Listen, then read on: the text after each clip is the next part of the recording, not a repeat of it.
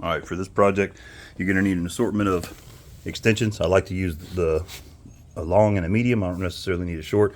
You'll need a 12 millimeter socket. I usually use the deep well for everything, but sometimes I will use a shorter socket. Flathead screwdriver, pair of needle nose just for the clips. And if you have any zip ties holding things from the Stage X or anything like that, like I do, you'll need some wire cutters for those. I use this ratchet with a 10 mil. You'll need a 10 mil for multiple things.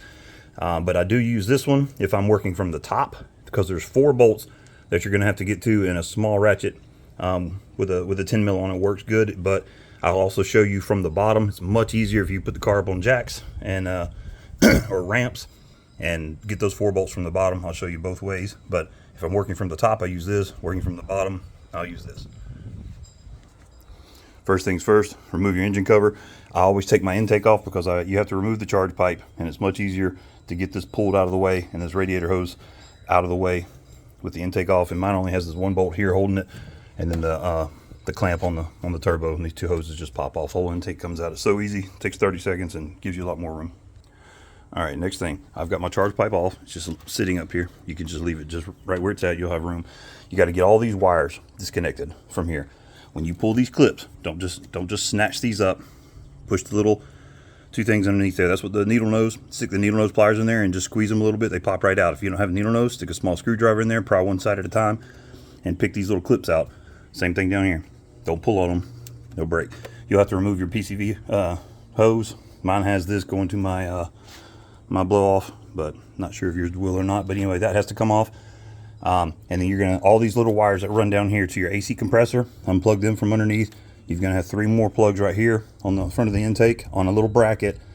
I unplug them first. Then there's 2 small bolts right there and right there. Those 2 have to come out, and that little bracket will come off. And then there's 2 more bolts underneath I'll address later. But unplug this entire harness and everything that goes down, because you're gonna take this harness and kind of fold it up here out of the way. All right, quick review. This little hose here, this little rubber hose, has to come off. You can leave this here attached to the head. Also, this small rubber hose here needs to come off. We'll be detaching this one once we get the manifold off, but this one for now. And all of your little, this actually can stay on, but all the wires have been disconnected, except for the AC compressor one right here that goes down that side. You can leave it in place and kind of pull it up out of the way, but it doesn't leave you much room while you're underneath getting those 2 bolts out. It's so much easier just to unplug those, and the entire harness will fold up out of your way. But anyway, this is just going to stay back here for the duration. This get pulled out of the way, and now once you pull those 2, there's 2 mounting bolts down here underneath that actually hold the manifold to a bracket. And then these 2 bolts here that I showed you previously, you can get all of those from underneath. You can get them from up here if you reach down and feel around, but it's so much easier just to get them from underneath. Also, there's a vacuum line going to your manifold right here.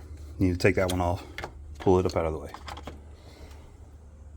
All right, once you remove your splash guard, look right here, and there are those 2 bolts on the bottom. If I can get it to focus right there, those actually go into the bottom of the manifold. Leave that bracket in place, take those 2 bolts out, and that's the only 2 things on the bottom of the manifold holding it in place.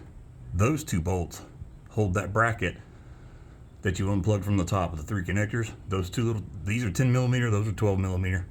But anyway, take those 2 little 10 millimeter bolts out and let that bracket hang. Take these 2 12 millimeter bolts out and let that bracket stay in place. All right, back to the top. Now you're gonna have 2 nuts and 3 bolts down here. You got a nut right there that has to come off. Nut right there. Both 12 millimeter. And then if you look down there, there's 1 bolt there. In this hole right here in the middle, there's another one. And then another one on this side. You can kind of see it down in there. But anyway, you can see it from the front. You're actually going to access it through right here. You're gonna stick an extension. I don't know if you can see it down there or not, but anyway, yeah, you're gonna get it from here. Same angle that you get the middle one and this one from. there's one down here, and there's 3 bolts.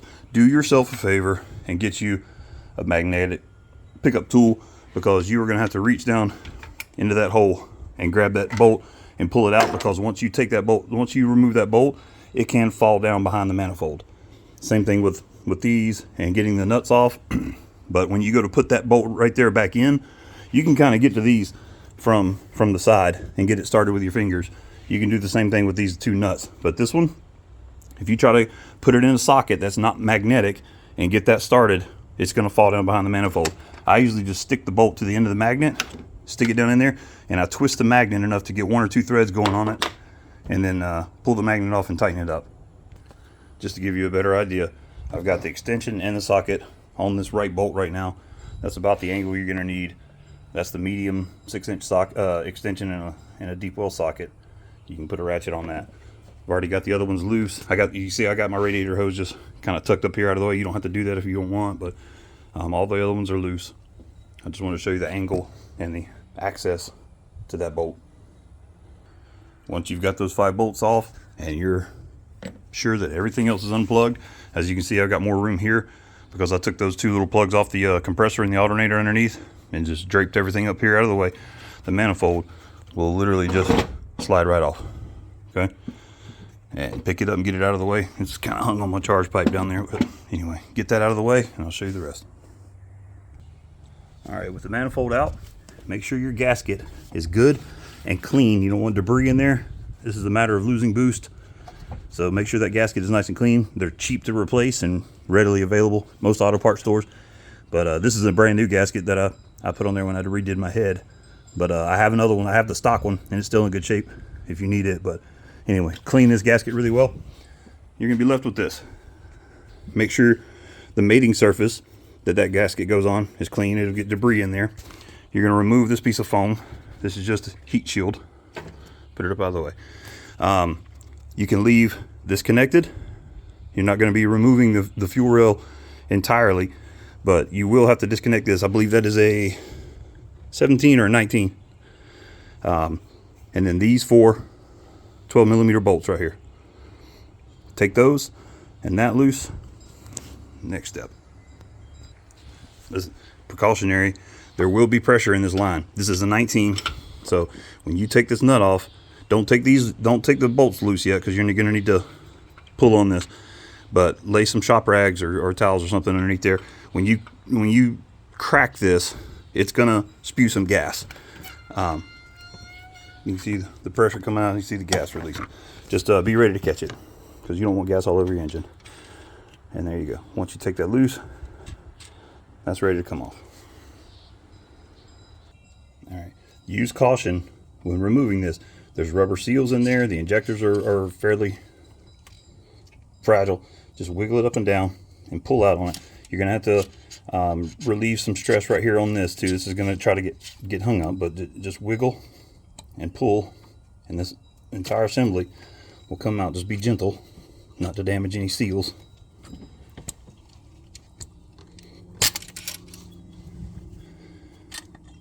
All right, and normally your injectors will have clips here, but because I installed these without, that's what we're doing today. These seals that are on your injectors, make sure they come off with the injectors and they're not left in that hole. These seals only go on one way. This side has like a bowl that goes up against your injector. The flat side of the seal goes up against the head. So when you pull these out, these are brand new, but my old ones were torn apart. One of them got left stuck to the block. The rest of them were pretty bad shape. So just make sure those seals come off, and that when you put them back on, that they're in the right direction. This is conical shaped here, so that's why you put the bowl side towards it. So my cameraman is off getting her hair done right now, or she'd be out here helping. But anyway, when you go to unplug these injectors, there's a safety clip in here. You slide that clip back like so. It just locks into place. Slide it back, and then you'll press on the top part, the black part right here, and unplug that. And then the injector will pull out. Just be careful. There's a rubber O-ring, and it could be some pressure behind this too, so don't look directly. I'm just wiggling very softly and pulling very gently, because there is an O-ring in there that is pretty dry. when you pull these out sometimes, this is still pressurized. So anyway, take that out. That's what your injector looks like. You'll put the new ones in the same way, but not spit on this before you install it. Just spit on your fingers, rub a little on there, and put it in. If you use any kind of WD-40 or solvents or anything like that, it could deteriorate the rubber, and it's going to be very dry when you go to put it back in. And gas is similar to a solvent, so it's going to try to stick when you put it in, and this is very easily damaged. So spit on your fingers, rub a little on there, wiggle that back down into place until it bottoms out. Okay. All right. Once you have ensured that this mating surface is clean, once you've double and triple check that all those seals on here are facing the proper direction, and that the surface that they're going to go up against, look up inside those holes where they're going to go in, stick something up in there and clean those out, because there's going to be debris in there. You need a tight seal. Once you've ensured all your gaskets are in the right direction, O-rings aren't pinched, clips are on, everything, reinstall it. Just gently push it in there. You're going to be left with a small gap here, about 1/8 of an inch or so. If it's more than that, try to seat it a little bit. But these clips are going to keep this fuel rail pushed off about 1/8 of an inch. Put your bolts in and just snug them all up, and then go back one at a time and just keep tightening them up a little bit at a time until that fuel rail pulls up against that head and it's sitting flush on all 4 points right here. Don't break these off. Don't strip this head out. The aluminum is kind of shitty. I'll get the torque specs for it later. I've got the sheet. I use German torque specs, good and tight, but don't tighten them up too tight. Plug your fuel line back in, and make sure all your injectors are plugged in, and the little clip, the little safety clip, is back in its proper location. You don't want that coming unplugged. Also, from here you can see this bracket. This is the bracket that you took the two 12 millimeter bolts out of that hold the manifold in place. Give you a better look at it from up here, and the little bracket that holds your wiring in place. But that's it. Once you've got all that done, just start putting it back together. Don't forget to put your heat shielding back in place. And if you're like me, I got a little rush one day and put the manifold on, and this had fallen down while I was wiggling the manifold in place, because I didn't get this wiring harness completely out of the way. So I was fighting with it, and when I put my manifold back on, I ended up tearing my heat shield. So that's why it's so important to get all this out of the way, get the charge pipe out of the way, leave yourself plenty of room.